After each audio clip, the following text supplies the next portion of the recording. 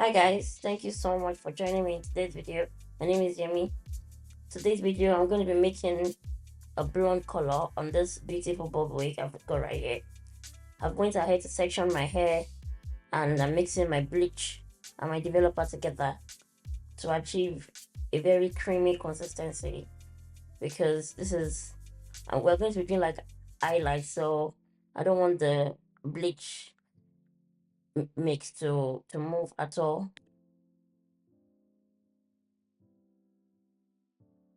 To start, I'm going in with my money piece right there. This is the lightest bit on the wig. This is where I want most of the brightness. So I'm going in with some foils on small sections. I'm going to do 3 foils in the front. So the first one, I'm not teasing it at all. The second one, I'm going to tease it slightly. And then the third one far back, I'm going to tease it as much as I can.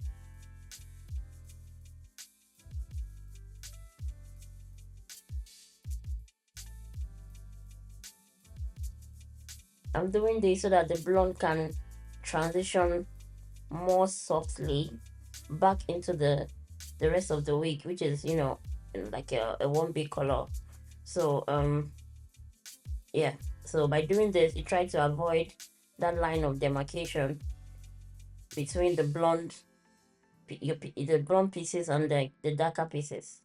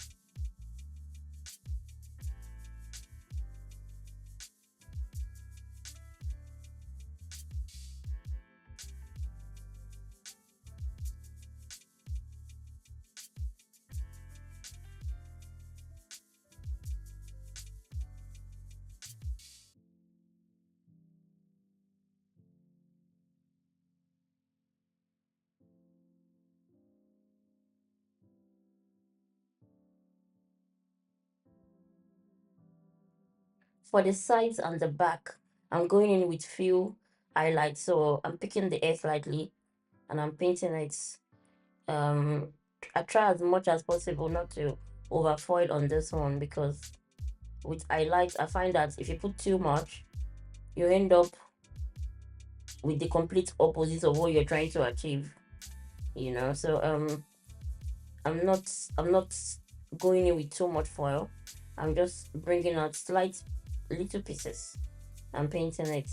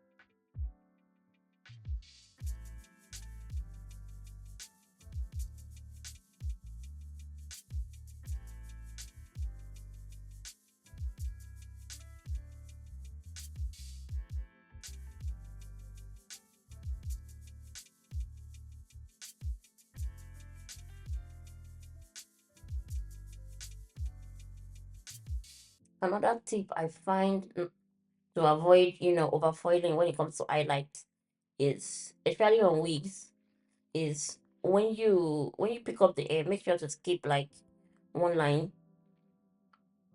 especially if you've sewn your weft like single weft. You've not doubled or tripled your weft or anything like that.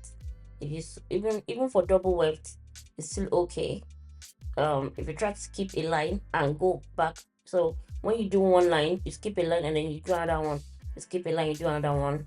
That way you're making sure that at least you're not foiling like 50% of the air. You're just doing like, I don't know, 30%, 40% of the air. So yeah, try to keep it at least at one third. That way you ensure that you're not putting too much highlights, because too much highlights, except that look you're going for. But I find that with highlights, it's best to keep it at minimal.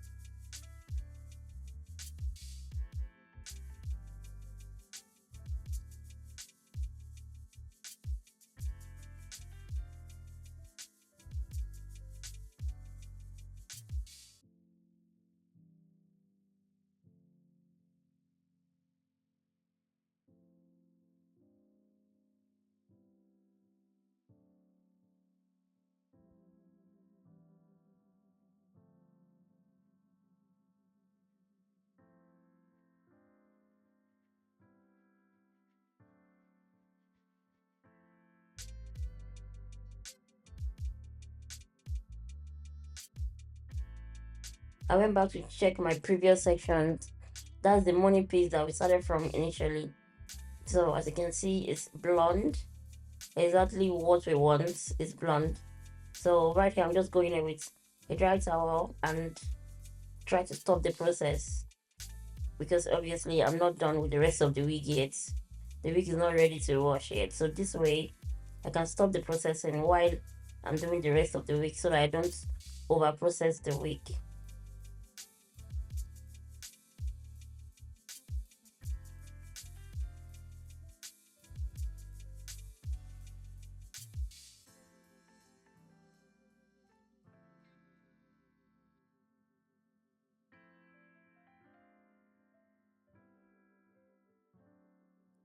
For this part, this is the right side of the wig.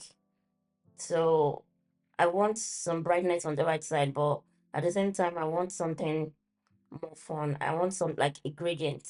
I don't want it to just be stark blonde as well. So don't forget that we have like our money piece on the front. So to achieve that nice gradient effect from the blonde pieces to the dark part at the back of the wig, I'm going to be painting the front in a slant motion like that. As you can see, I'm just like brushing it slightly. So I'm starting high at the front of the wig and I'm coming down towards the back of the wig.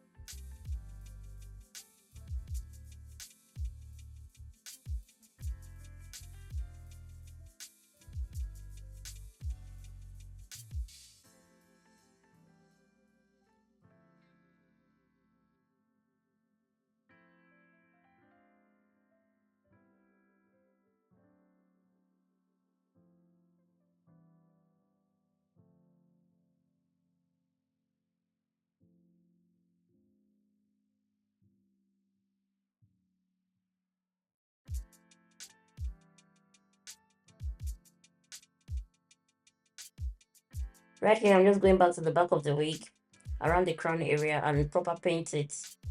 That way, we have like bright blonde and brown, so that it can proper blend in seamlessly to the front of the wig without being too much at the back.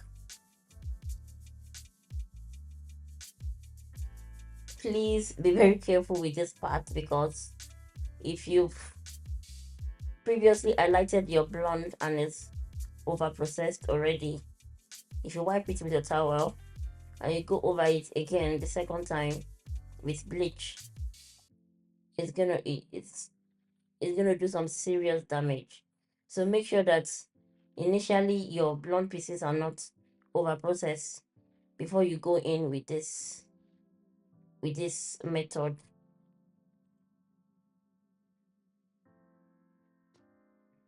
Once I'm done, I went ahead to wash it with some neutralizing shampoo. I think I washed it up to 6 times. Make sure when you're working with bleach, make sure you wash it as much as you can. Just like I said, you can never overwash a bleached wig. So right here, I'm going back in again with my toner. I'm using L'Oreal Majorel.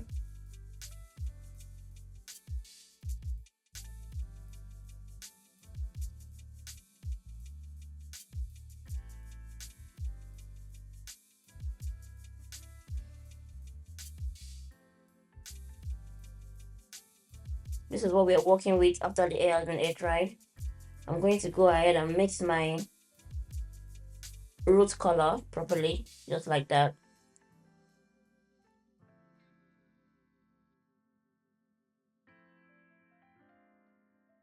I'm going to make sure to focus this around the money piece area and the crown, just so that I can avoid any of those, brown, like orangey tinge that comes when you, after you highlight your hair, like the transition tone from color 1B to blonde. You know that orange tint is going to do a very good job of counteracting that for us.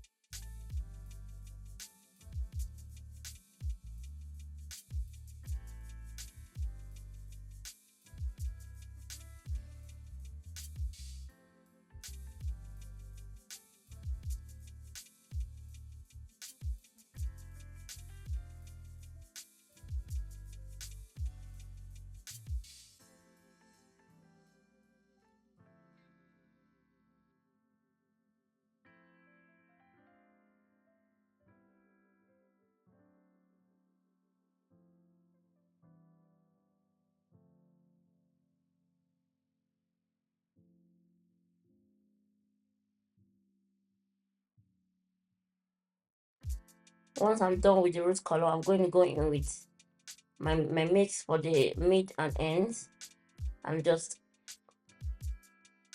slap it on.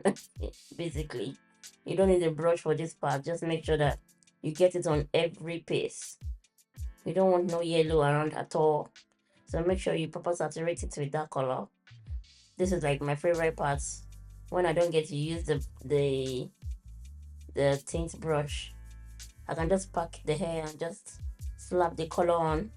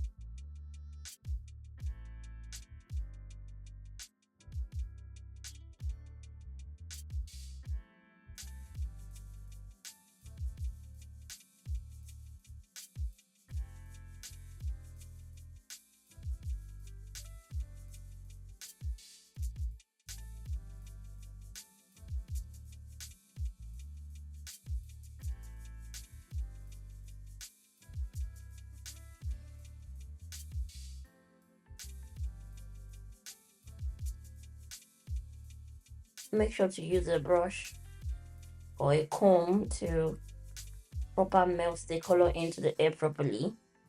Try to avoid any mist section. Try to make sure that you get it on very good, like I'm doing. I mean, the last thing you want is wash your wig and then you realize that you missed a spot or two.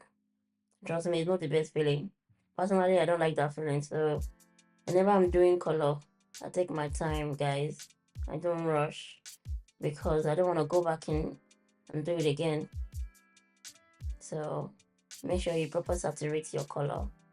You can't oversaturate your color, but you can definitely miss spots. It's very easy to miss spots, especially when you're working with a color that is properly thick, like L'Oreal Majorel.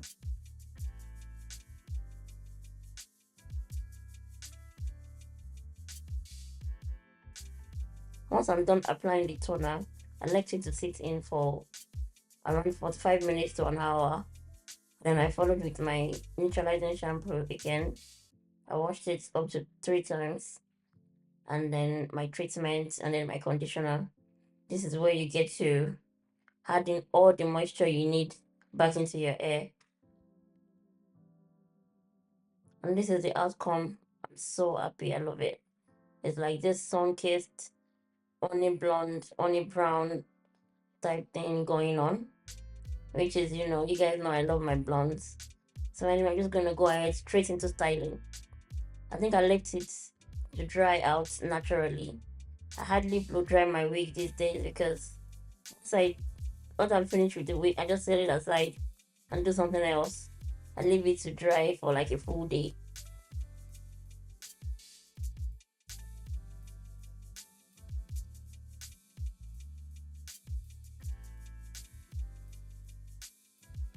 When it comes to styling, you know how we do. I'm gonna set it down with some mousse, just like that. Make sure to, tame all those flyaways, all those air that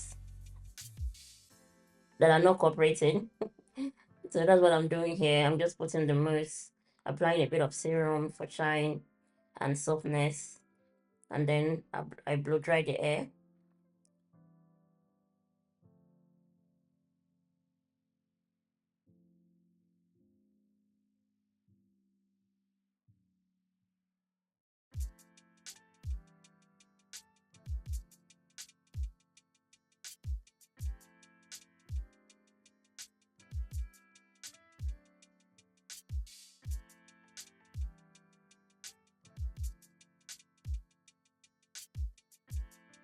You can see those tones picking through.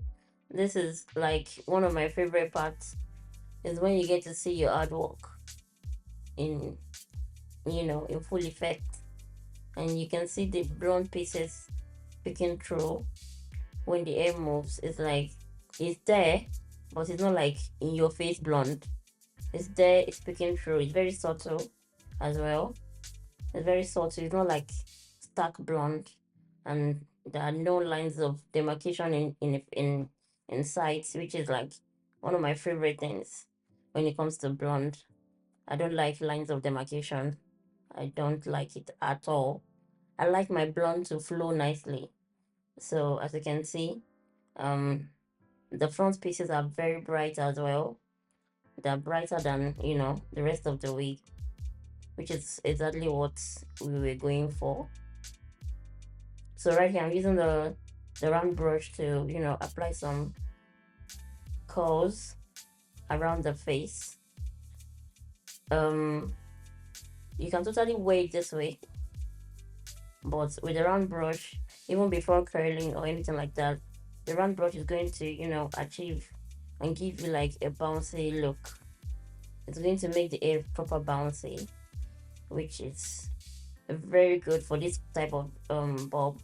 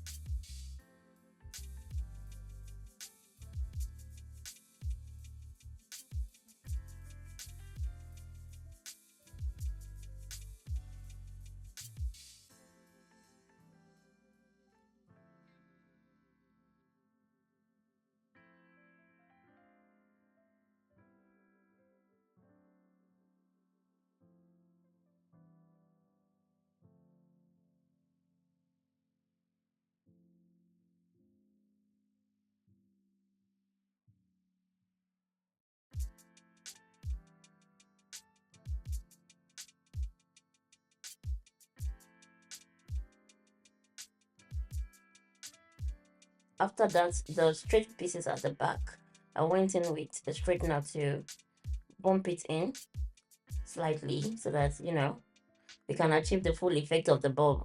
Is it even a bulb if you don't bump it in? Yeah? Is it even a bulb? Like, is your bulb a bulb if it doesn't have like a slight bend? Anyway, that's what I'm doing right here. I'm just going in slightly because the style of the bulb is like it's a round one. It's like it's a bulb that the curve starts from the top of the wig. It's like a round bulb. It's not like it's straight and then curved at the bottom. I don't know. I don't know. Maybe you guys understand what I'm saying. It's It's a round bob. So that's what I'm doing right here.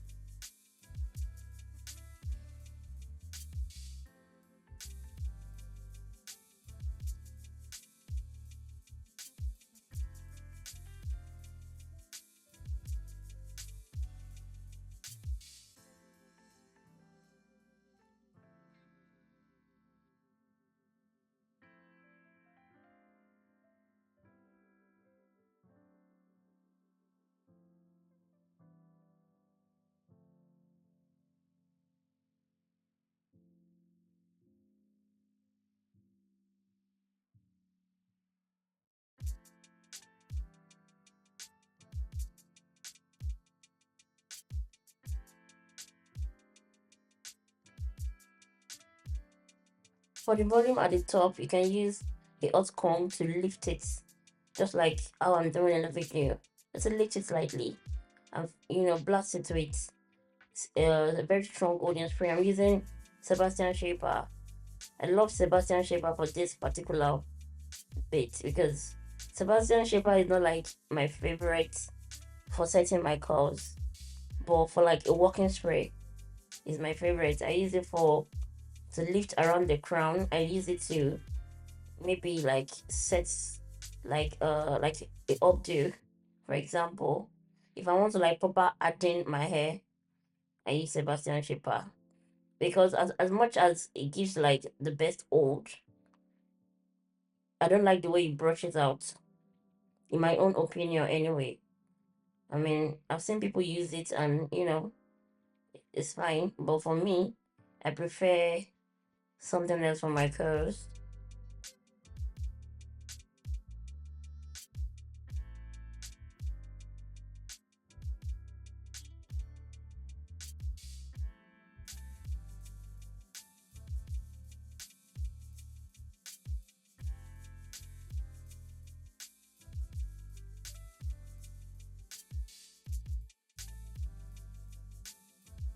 And right here, I'm trying not to burn myself with the hot comb, guys. It's so much easier when you're working with lace that has not been used or previously cut in the front. That way you can hold it and properly use the hot comb. But when you've cut the lace, it's very tricky because your fingers are gonna be getting in the way of the hot comb. And there you have it. Once you let the spray dry properly, that volume is not coming down anytime soon. As you can see, the way I'm pressing it down is not coming down. This is what I love Sebastian Shaper for. I specifically buy it for this purpose. And for setting my hair, maybe if I want to flatten my frontals or my closure as well, it's very nice for that because it's a very good alternative to hair wax. Because once you put that hair wax in, the next time you want to curl your hair, say for example, you've put hair wax in your hair for a straight look, and maybe the next day or the week after you want curls, it's almost impossible in my opinion because the hair wax like it weighs down your hair and your hair is basically flat. It won't hold a curl at all. So, but if I use Sebastian Shaper, I can go from straight to curly to whatever anytime. Even if I'm not ready to wash my wig in like a week or two. So yeah, that's why I'm not really a fan of wax stick. But wax stick can be good if you want to do like slick bun, you want to slick it at the back. It would be like for an event and you don't want you don't want it to move. You don't mind washing your wig the next day. But for me, I don't wear my wigs every day, and I always like to switch up my styles regularly. So wax stick is like, it doesn't give me the chance to be creative, as much as I want.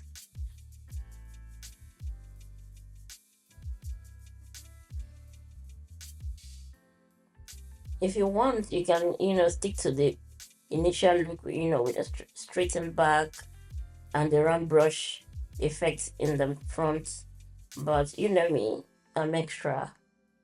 I can't just round brush my weave or my wig and just keep it, call it a day. So right now I'm just putting in barrel curls to properly reinforce that style and set it in place. That way it's gonna stay up for, you know, for as long as I want, and it's going to be proper defined. So I'm just calm it down and let it the curls, set for a couple of hours. I think I left it and go and have lunch or something. Then I came back, brush it out, and look at that. Look at that body. Look at that bounce. Oh my god. You guys, I love blonde hair. I just love blonde hair. I just love blonde hair. Like, it's just beautiful. Look at that. And look at that volume we created at the top. Look at that. It's not coming down. It's not coming down. And it's not like shiny, It's not shiny. It's not stuck in one place. It actually moves. It has volume and it moves. So that's always what I like to create. I don't like air that is stuck in one place. Like when the wind blows, you'll be like, where wind, like move where, like the wind is like, I don't like air that's doesn't react to wind. So anyway, thank you guys so much for watching.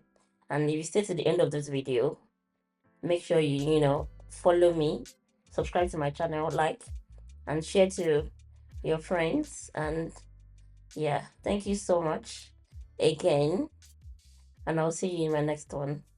Bye.